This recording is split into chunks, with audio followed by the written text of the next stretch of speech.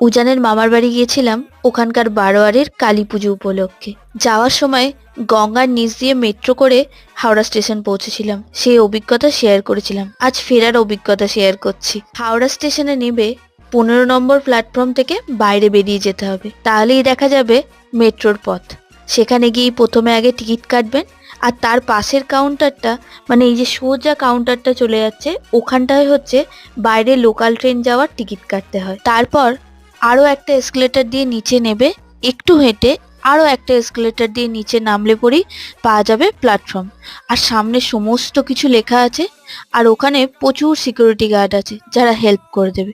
তারপর ট্রেন থেকে নেমে আবার একটা এসকেলেটর দিয়ে ওপরে উঠলেই লিফট পাওয়া যাবে। চলমান সিঁড়ি তো তার সাথে আছেই, যে কোনো একটাতে চেপে ওপরে উঠে এলেই আবার পেয়ে যাবেন সবুজের বদলে নীল পায়ের ছাপ, আর সেটাই অনুসরণ করলে পৌঁছে যাবেন এসপ্ল্যানেড স্টেশন।